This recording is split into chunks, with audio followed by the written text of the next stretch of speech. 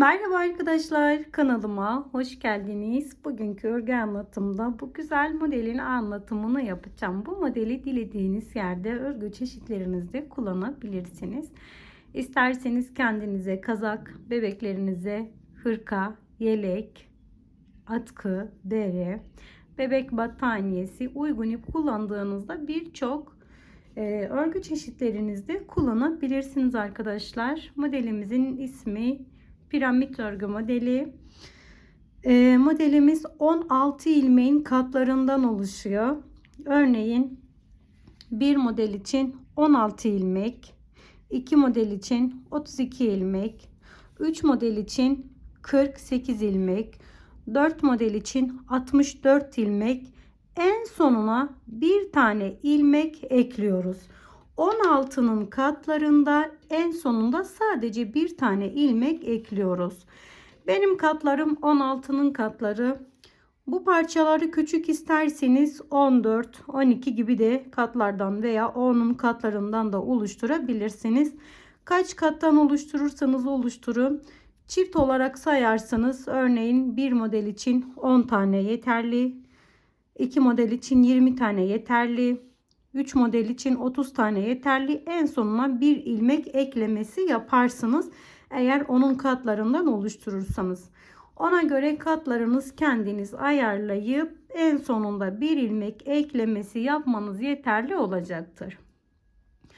Bu modeli yaparken orta kalınlıkta bir ip kullandım ve 3,5 numaralı şiş kullandım arkadaşlar. Eliniz sıkıysa 4 numarada kullanabilirsiniz. Modelimi tok görmek istedim. Böyle hemen salaç olmasın, dağılmasın istedim. O yüzden de 3,5 numaralı şiş tercih ettim. Modelin arka yüzü de bu şekilde. Hemen modelimizin anlatımına geçelim.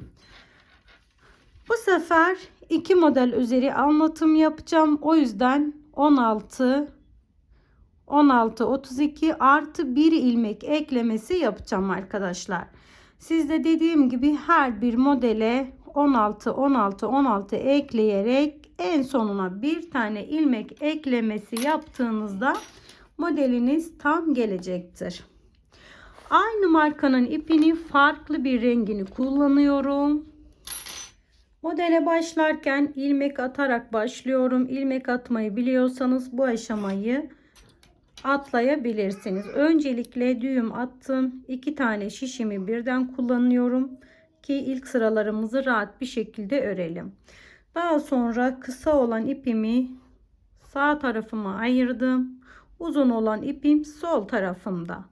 Parmağımı bu şekilde iki ipin arasından geçiriyorum.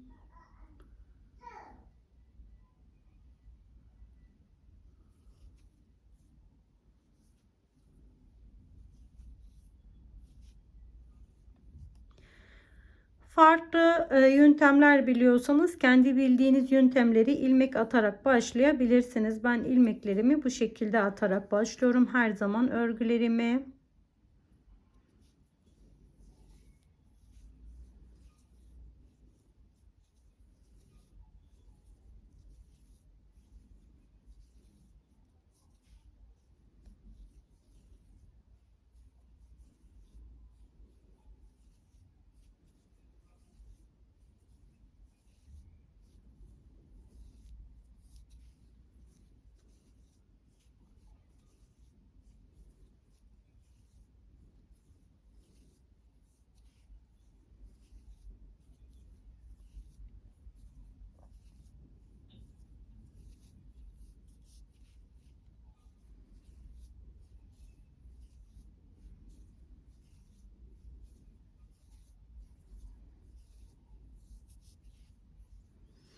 ...33 tane ilmeklerimi atarak başladım. Bir tane şişimi çektim.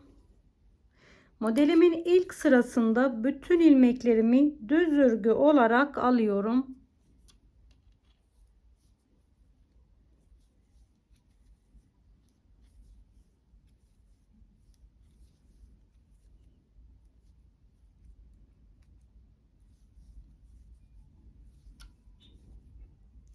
Sıra sonuna kadar bütün ilmeklerimi örerek birinci sıramı tamamladım. Şimdi model kurulumuna geçiyoruz. İlmek sayım az benim. Sizinki çok da olsa aynı şekilde başlıyorsunuz ve aynı şekilde bitiriyorsunuz arkadaşlar. Sürekli tekrarlar olduğu için iki model üzeri anlatmayı yeterli duydum. Giriş ilmeğimi öncelikle örmeden şişimin üstüne aldım. Başına sardım. 6 tane ilmek düz örgü olarak örüyorum.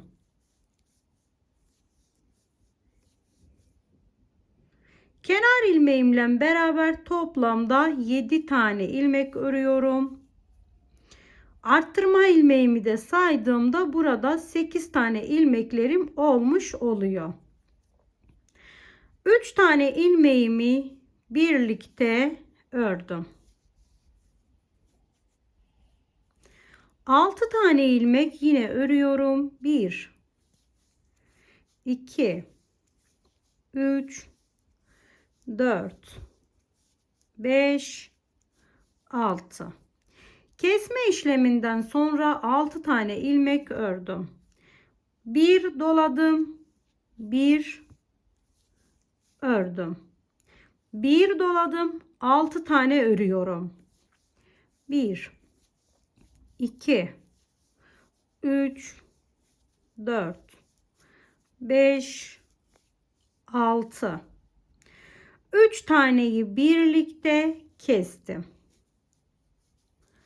6 taneyi düz örüyorum. 1 2 3 4 5 6.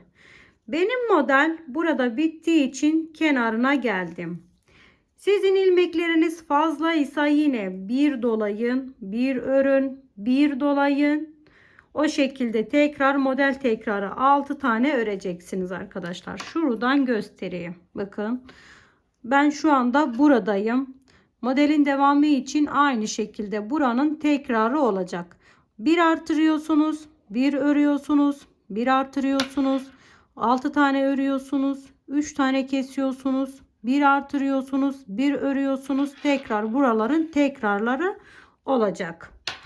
Kenarda olduğum için kenar ilmeğimi bakın başına doladım. Ters örgü olarak ördüm. Her çıkışımı ters örgü olarak örüyorum. Her girişimi örmeden şişimin üzerine alıyorum. Başlangıç ilmeğimi şişimin üzerine aldım örmeden. İpimi arka tarafa getirdim. Burada bütün ilmeklerimi ters örgü olarak örüyorum. Toplamda 33 tane ilmeklerimiz olacak.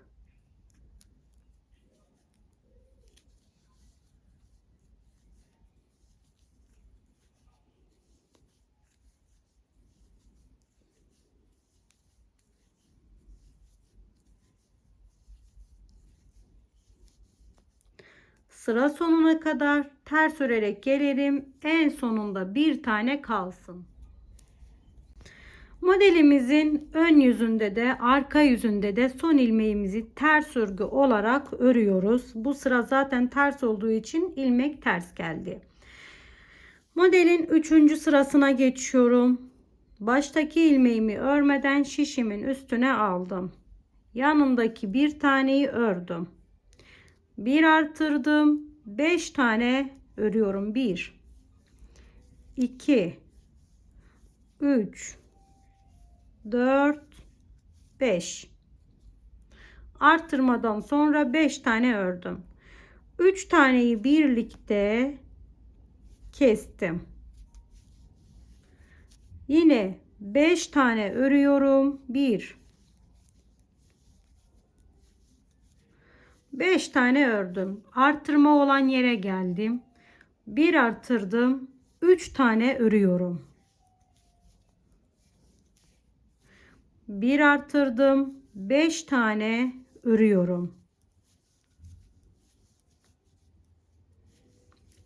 3 tane birlikte kesiyorum. 5 tane örüyorum.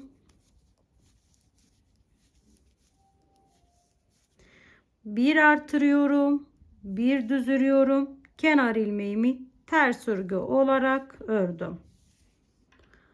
Arka yüzüne geçtim. Giriş ilmeğimi örmeden şişimin üstüne aldım. İpim kendimden yana bütün ilmeklerimi ters örgü olarak örüyorum. Sıra sonuna gelelim. Son ilmeğimi de ördüm.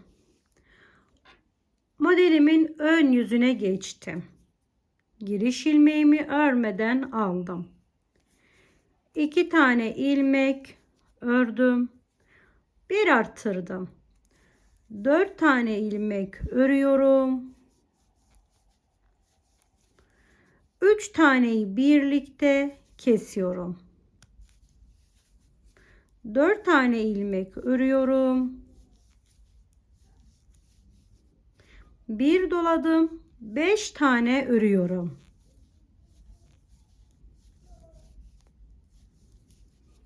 Bir doladım. 4 tane örüyorum.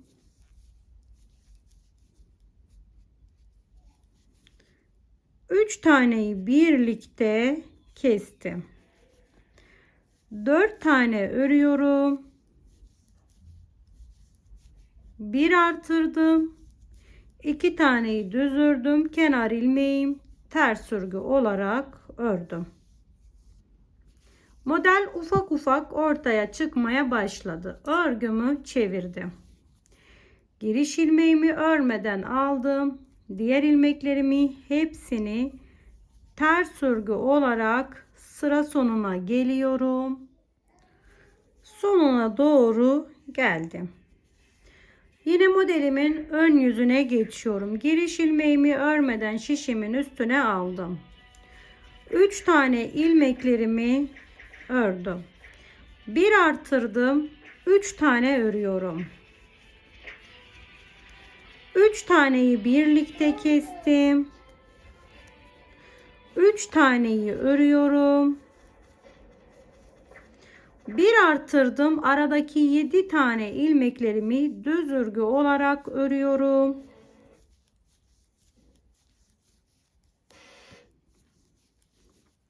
Bir artırdım. 3 tane ilmek örüyorum. Yine 3 taneyi birlikte kesiyorum. 3 tane ilmek örüyorum. Bir artırdım. 3 tane düz ördüm. Bir tane kenar ilmeğimi ters örgü olarak ördüm. Arka yüzünde giriş ilmeğimi örmeden şişimin üstüne aldım. Diğer ilmeklerimi hepsini ters örgü olarak örüyorum. Sıra başına geldim. Giriş ilmeğimi örmeden aldım. 4 tane ilmeklerimi burada ördüm. Bir artırdım. 2 tane ördüm. 3 taneyi birlikte kestim. 2 tane ördüm. Bir artırdım. 9 tane düz ilmek örüyorum. Ben açıyorum. Dikkatli olmalısın. Bir doladım. 2 tane ördüm. 3 taneyi birlikte kestim. 2 tane ördüm. Bir doladım. Kenar ilmeklerimi düz örgü, son ilmeğimi ters örgü olarak ördüm. Arka yüzünde bütün ilmeklerimi ters örgü olarak örüyorum. Giriş ilmeğimizi örmeden alalım. Sıra sonuna geldim. Modelimin de sonuna doğru gidiyorum. Yine giriş ilmeğimi örmeden şişimin üstüne aldım ve burada 1, 2, 3, 4, 5 tane ilmek ördüm. Bir doladım, bir ördüm. 3 taneyi birlikte ördüm. Bir tane de tek başına ördüm. Bir doladım. 11 tane ara ilmeğimi örüyorum.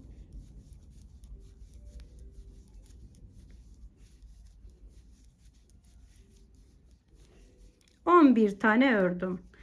Bir doladım, bir ördüm. 2 taneyi birlikte ördüm. Pardon, 3 taneyi birlikte ördüm.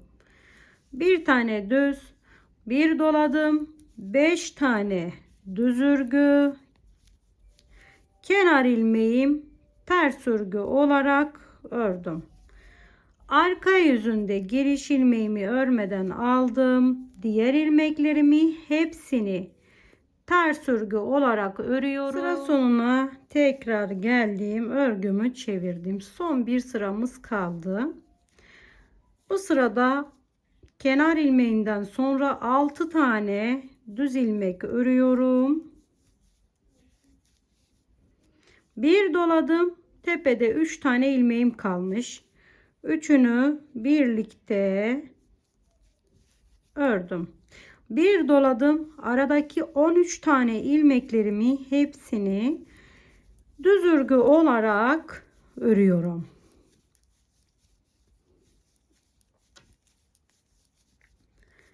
Bir doladım. 3 taneyi birlikte kestim. Bir doladım. 6 taneyi düz örgü olarak örüyorum.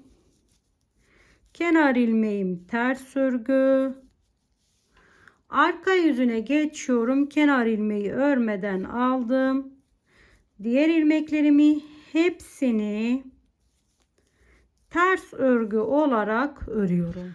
Modelimizin birinci tekrarı bu şekilde bitti. Modelimizin ikinci tekrarına geçiyoruz. Tıpkı başladığımız gibi arkadaşlar. Böyle göstermek istiyorum. İkinci tekrarını yaparken 2 diş haroşa yapıyoruz. Arasına tekrar aynı modeli uyguluyoruz. Haroşayı da beraber yapalım. Şu anda sıramın başındayım. Hiçbir işlem yapmadan bütün ilmeklerimi örüyorum. Buna giriş ilmeklerim de dahildir. Hepsini sonuna kadar düz örgü olarak örüyorum. Gördüğünüz gibi hiçbir şekilde hiçbir işlem yapmadan sıra sonuna doğru gidiyorum.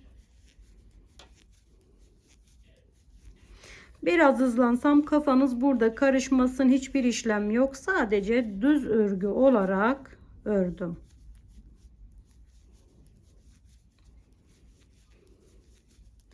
Son ilmeğimi de düz örgü olarak ördüm.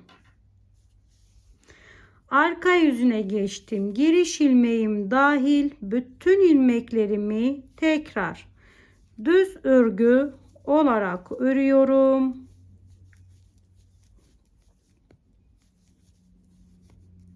Aradaki haroşaları bir sıra, 2 sıra, 3 sıra da kendi istediğiniz gibi değiştirebilirsiniz.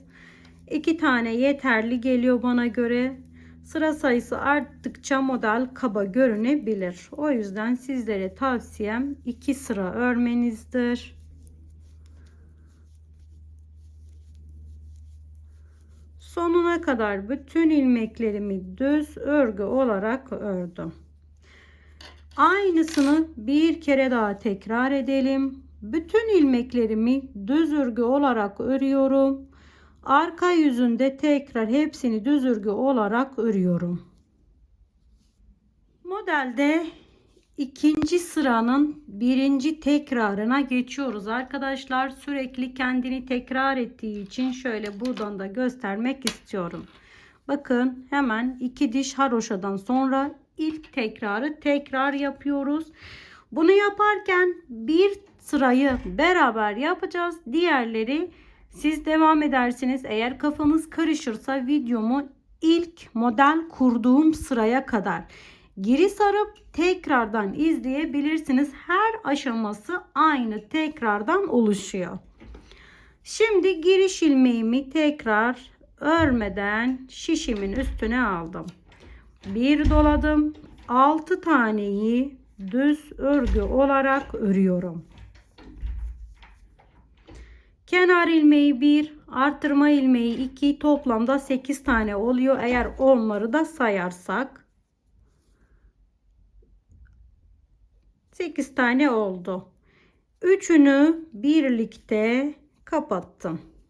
Birinci sırada olduğu gibi 6 tane örüyorum. Şöyle 1 2 3 4 5 6. Bakın buranın aynısı olacak. Bir doladım, bir ördüm, bir doladım, 6 tane örüyorum. 1 2 3 4 5 6. 3 taneyi birlikte kestim. 6 tane örüyorum.